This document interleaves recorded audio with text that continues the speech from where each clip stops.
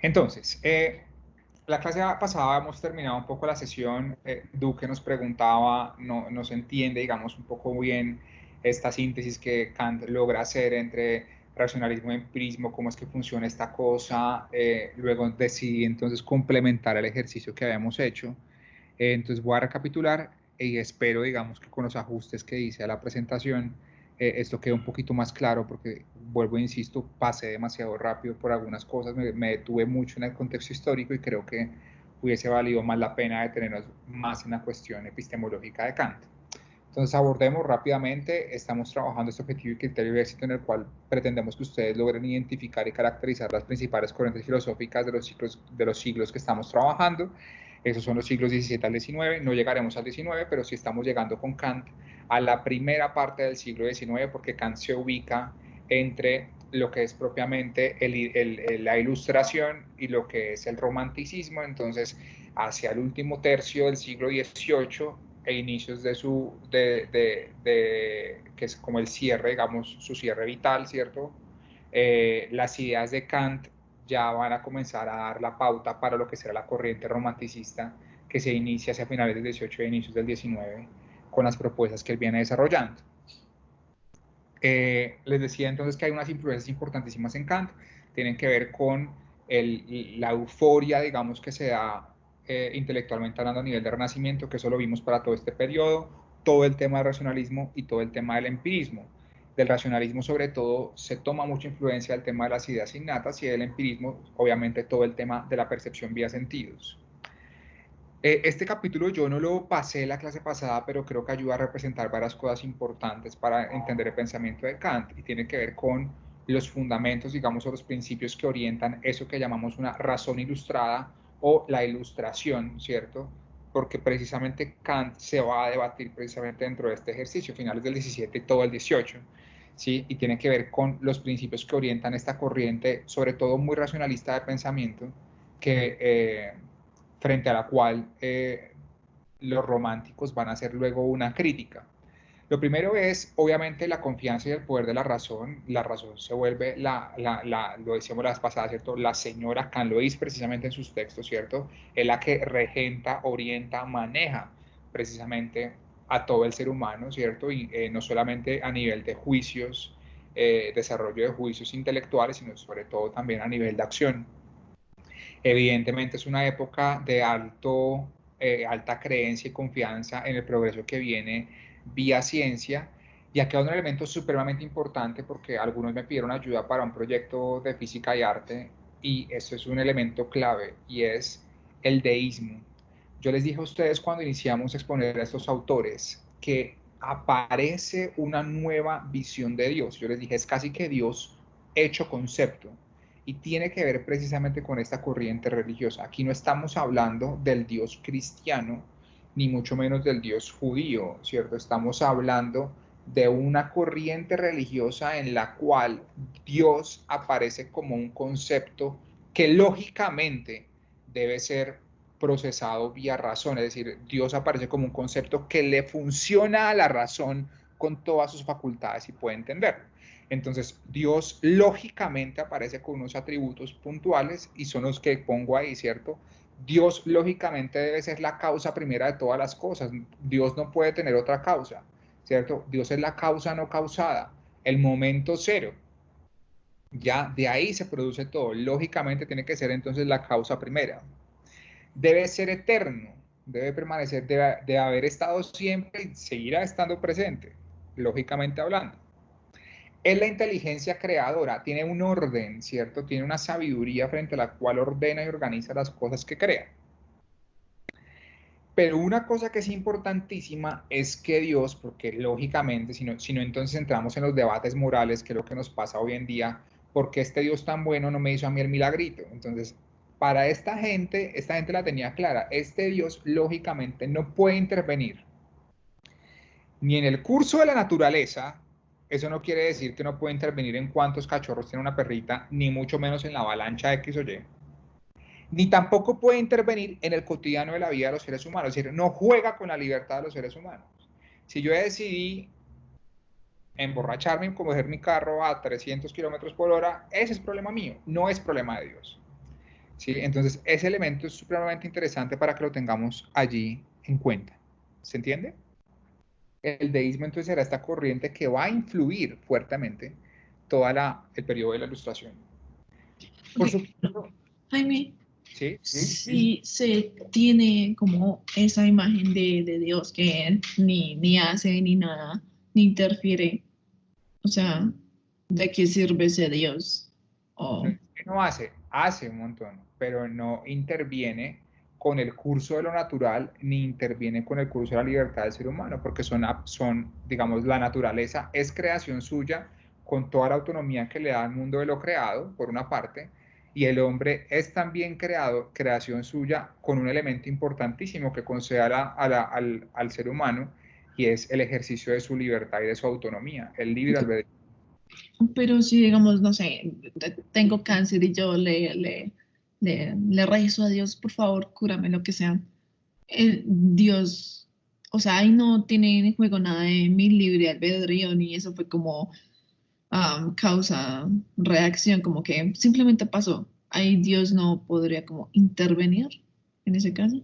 No en esta corriente, no en esta Porque es la corriente, naturaleza, es la Mm, naturaleza y él no exactamente. interviene en la naturaleza según el deísmo. El cauce propio es el cauce propio de la naturaleza. Entonces se dio y Dios no interviene ahí.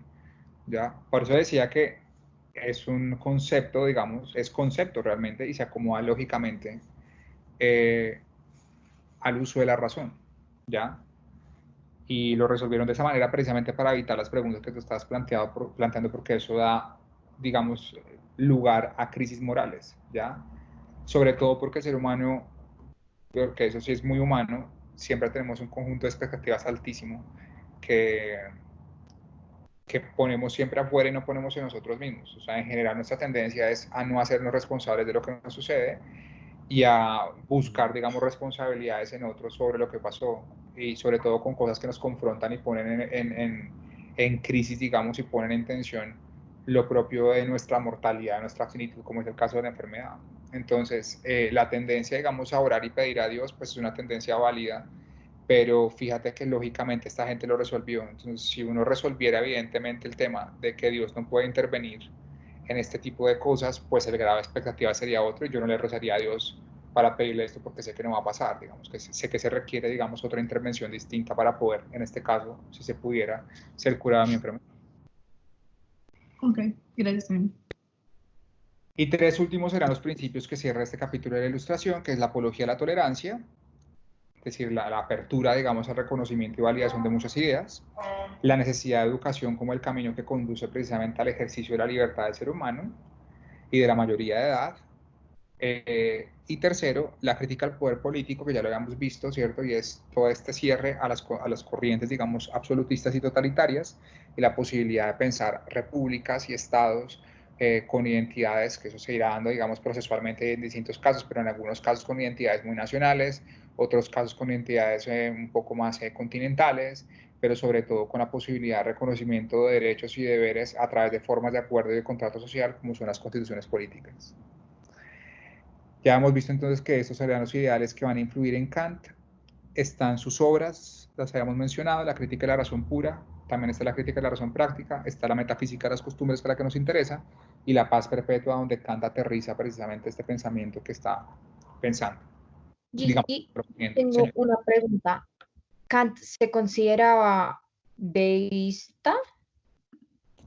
El deísmo sí lo va a influir realmente, y no solamente el deísmo, que es, digamos, la corriente general, sino la forma que digamos, el deísmo está presente en todo el ambiente, ¿cierto? Que es como están pensando este Dios. Pero específicamente a Kant le toca una cosa y es el pietismo. Y el pietismo es una corriente cristiana protestante supremamente, diríamos, estricta con sus posturas religiosas. Entonces, digamos que lo que se mueve en el ambiente es esta corriente deísta. Entonces, Kant está influido de deísmo en tanto que tiene que pensar a Dios y lo piensa de manera lógica y conveniente, influido por la corriente deísta. Pero ya en su confesión de fe particular, creció en un ambiente pietista, digamos, de un protestantismo bastante formal, bastante estricto, digamos, en sus creencias religiosas. que era lo propio que estaba dándose en la Prusia, digamos, donde él crece, digamos, en ese momento, ¿sí? Y quedará pues todo la pauta, digamos, para uno de los elementos dentro del Estado alemán, ¿no? Ok, gracias. Bien. Está entonces 3 preguntas que se formula Kant. ¿Qué puedo saber? ¿Qué puedo hacer? ¿Y qué puedo esperar si hago lo que debo? Que se responderían a través de la epistemología, la ética y la religión. Pero para Kant, como lo dijimos la vez pasada, es precisamente la pregunta sobre la naturaleza del ser humano la que va a resolver este asunto. Entonces, ojo acá, que aquí es donde están las preguntas del quiz de la próxima clase. Primera cosa, hay que distinguir el producto de la razón, digamos, en 2 grandes actividades. La razón para Kant permite resolver 2 campos, trabaja en 2 campos distintos. La razón teórica, exclusivamente dirigida al ámbito del conocimiento, pero también la razón práctica. Es decir, la racionalidad como la actividad que ejerce la razón reúne elementos de esos 2 campos, ¿ya? Ese es el ámbito grande, ¿cierto? Es el ámbito grande. Razón teórica y razón práctica. Ámbito del conocimiento, ámbito de la acción, las 2 están contenidas en el ejercicio que hace la razón. Luego la razón permite o nos ayuda a conocer, pero también es la facultad que dirige y guía la acción. Esas son las 2 cosas que yo tengo que tener en cuenta sobre las funciones que puede hacer la razón. Ahora, específicamente referido al ámbito del conocimiento, es decir, en el ámbito de la razón teórica, le preguntan a Kant. Entonces le dice, bueno, señor Kant, ¿cómo resuelve usted el problema del conocimiento con el cual hemos venido debatiendo tanto a lo largo de estos últimos años, entre los que se llaman racionalistas o los que se llaman empiristas, los que proponen que la razón es la única fuente de conocimiento o la acción es la única fuente de conocimiento? Y Kant resuelve el asunto con esta máxima y a partir de ahí comienza a desarrollar su ejercicio. Entonces, la primera cuestión es entender que si bien es cierto, todo el conocimiento para Kant va a iniciar con la experiencia, es decir, se requiere el acceso y la necesidad de información nueva para poder conocer algo nuevo, ¿cierto?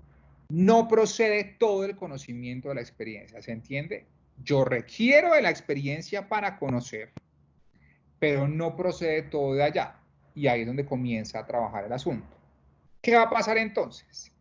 Kant va a introducir dentro de sus reflexiones lo que se llamará el giro copernicano, pero en la filosofía. Recordarán ustedes que estaba todo este debate sobre si era el Sol el que giraba alrededor de la Tierra, ¿sí? O era la Tierra la que giraba alrededor del Sol. Ese planteamiento de Copérnico que llevaba, digamos, a resolver un problema de su época en la cual se daba tanto debate, esa inversión en el orden de los factores es lo que le permitirá entonces a Copérnico resolver este problema, ¿sí? Y Kant lo que dice, de la misma manera como se dio la inversión en la perspectiva en la teoría de Copérnico, nosotros lo podemos ver efectivamente en la filosofía. Penélope, ¿nos puedes ayudar leyendo por favor la cita? Sí, ocurre aquí como con los primeros pensamientos de Copérnico. Este, viendo que no conseguía explicar los movimientos celestes si aceptaba que todo el ejército de estrellas giraba alrededor del espectador, probó si no obtendría mejores resultados haciendo girar al espectador y dejando a las estrellas en reposo. En la metafísica se puede hacer el mismo ensayo, en lo que atañe a la intuición de los objetos. Si la intuición se tuviera que guiar por la naturaleza de los objetos, no veo de qué manera se podría conocer alguna cosa a priori sobre esta naturaleza. Si, en cambio, es el objeto, en tanto que objeto de los sentidos, lo que se rige por la naturaleza de nuestra facultad de intuición, me puedo representar más fácilmente esta posibilidad. Obvio, gracias. Este texto es súper oscuro un poquito porque tiene mucha cosa, ¿no? Entonces, la referencia a Copérnico, que es lo que acabamos de explicar, pero luego dice entonces, primera palabreja grande, en la metafísica, Trin, entonces fíjense que aparece también metafísica en Kant. 1. 2. Intuición de los objetos. Ténganlo ahí anotado. 3. La cosa a priori. 4. Objeto, pero objeto de los sentidos. 5. Representación. Entonces, fíjense todo lo que el man está metiendo ahí. ¿Qué es lo que está diciendo básicamente en esta cita? 1. Si yo me acojo estrictamente a lo que el objeto me da, tengo un problema, no me lo puedo representar. 1, porque la cantidad de información que me llega es múltiple y variante, ¿sí? La luz puede cambiar, el color de la hoja puede cambiar. Hoy tenía 3 ramas, mañana le tumbaron una, ya no tiene 3. Una serie de cosas que no me puedo, digamos, con las cuales no me puedo quedar. El orden lógico... Perdón, no me servía el internet. Hola. El orden lógico del asunto sería que yo pudiera establecer las condiciones necesarias a través de las cuales quiero conocer ese objeto. Vamos a ver si esto aterriza, digamos, un poco más el ejercicio. Aplicando entonces el giro copernicano a la filosofía, la dificultad está en poder justificar el valor universal y necesario de la ciencia, ¿cierto? Esta es la dificultad. Estamos buscando justificar el valor universal y necesario de la ciencia, pero si el sujeto tiene que someterse a lo que el objeto le determina, eso es muy jodido. Las condiciones son múltiples y son cambiantes, ¿ya? La propuesta es que sea el sujeto el que gracias a sus estructuras a priori pueda determinar las condiciones de conocimiento del objeto. Así las cosas, 3 van a ser las facultades que intervienen en el proceso de conocimiento para Kant. Sensibilidad, esto es pregunta fija de evaluación, sensibilidad, entendimiento y razón. La sensibilidad es la facultad que nos permite a nosotros recibir las sensaciones, los estímulos, la información que nos viene de afuera vía sentidos, pero hay una cosa que es clave para entender esta vaina, y es que eso que nos llega vía sentidos se da en un tiempo y en un espacio. En un tiempo y en un espacio concretos, ¿sí? Yo estaba viendo el árbol hoy en el parque, ¿sí? Yo estaba viendo el árbol hoy en el parque. Sensibilidad. Organizó mi información, ¿cierto? Recibe la información que me llega vía sentidos en un tiempo y en un espacio concreto. El entendimiento. El entendimiento lo que va a hacer es coger todo ese conjunto de información, todas esas percepciones que me llegan, y lo va a organizar de acuerdo, y ojo acá la influencia racionalista, lo va a organizar de acuerdo a una serie de lo que Kant va a llamar unas categorías, ¿sí? Resulta que para Kant el entendimiento posee unas ideas innatas, que le permiten organizar la información que recibe de acuerdo a categorías universales, categorías como sustancia, categorías como existencia, categorías como causalidad. Ya vamos a mirar un cuadrito un poquito como... Son 12 las categorías que Kant plantea. La información que me llega vía sentidos se organiza gracias a estas categorías que posee mi entendimiento, ¿sí? Y luego, fíjense aquí el cambio, es la razón la que permite entonces formularse el porqué del origen de la cosa, ¿cierto? Entonces, comienza a cuestionar ese objeto que yo estoy viendo y comienza a desarrollar una cadena causal, ¿cierto? ¿Por qué este árbol tiene esta hoja de este color y este otro tiene esta de otro color? Y ahí comienza a darse una cadena de causalidad porque comienzo yo a investigar, comienzo a resolver esas preguntas, Pero que lo interesante, digamos, de la razón, que es el punto, digamos, de quiebre con toda esta idea, ¿cierto? Hasta el momento venimos trabajando con fenómenos empíricos, ¿cierto? Fenómenos empíricos captados a través de los sentidos. Pero dice Kant que resulta que yo me comienzo a cuestionar del porqué, y llega un punto en que ya no puedo obtener más respuesta a través del ejercicio puro de mi razón, porque mi razón es limitada, está sometida al dato de los sentidos. Sin embargo, la pregunta comienza a conducirme, digamos, el no encontrar las respuestas comienza a conducirme a otro campo del conocimiento, al campo de la metafísica. Entonces dice Kant, si bien es cierto, no lo puedo responder a través de mis sentidos, lo que sí es claro que puedo hacer es formularme la pregunta. Entonces la razón no lo puede responder, ¿sí? Pero sí se puede formular esas preguntas y eso va a conducir entonces a otro tipo de campos, a otro tipo de realidades y por ejemplo desde ahí se valida que para ciertas situaciones haya respuesta a nivel de sentimientos, para ciertas situaciones haya respuesta a nivel de Dios, digamos que fue toda la crítica que a Kant le hicieron hacia el final de sus días, digamos, el último Kant es un Kant que se devuelve a Dios, es un Kant que se devuelve a los sentimientos, ¿cierto? Para responder precisamente todas estas preguntas de carácter metafísico que la razón tal cual como la tenía planteada, que estaba sometida al dato empírico, no pudo responder. Los románticos se van a pegar de ahí, por ejemplo. ¿Cuáles son las categorías o conceptos puros, lo a priori? Las que no proceden de la experiencia, les había dicho la vez pasada, y las que sirven para ordenar el material que recogen los sentidos, creando lo que se nombra como los fenómenos. Sustancia, causalidad, existencia, necesidad, etc. Esas categorías de carácter universal. ¿Ya? Yo reconozco, ahorita les voy a mostrar un esquema, ¿cierto? Yo reconozco una figura cuando estoy observando, digamos, con ciertos rasgos. Esa sustancia, ¿cierto? Se parece a la sustancia de otra cosa y luego aprendo que la palabreja que me sirve para representar esa vaina, por ejemplo, es árbol, ¿ya?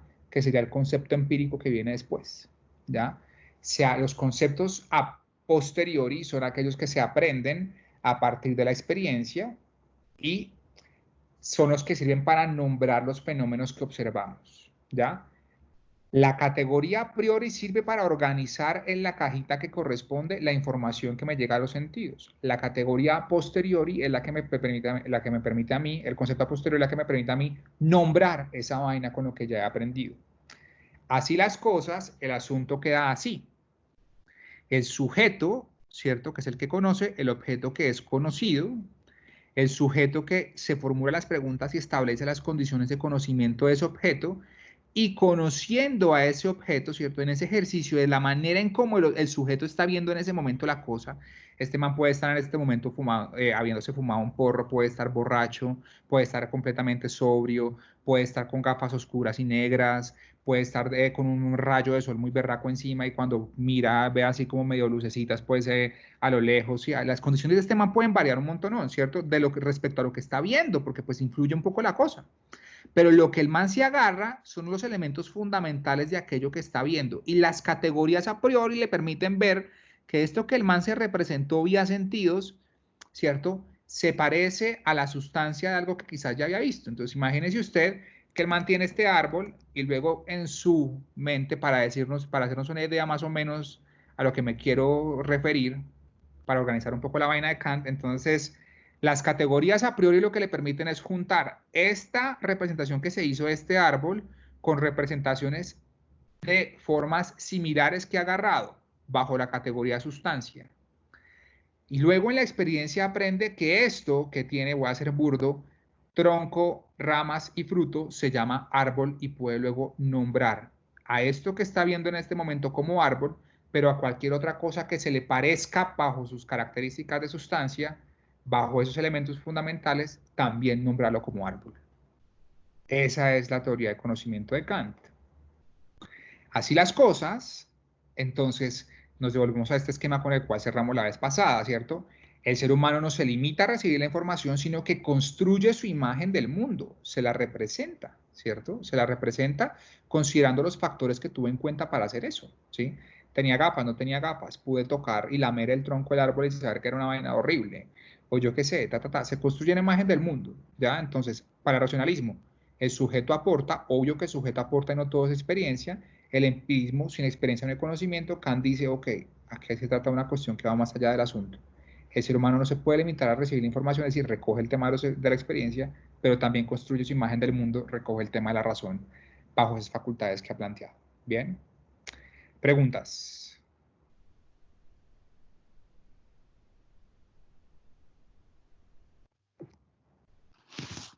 Jaime, el quiz del lunes es.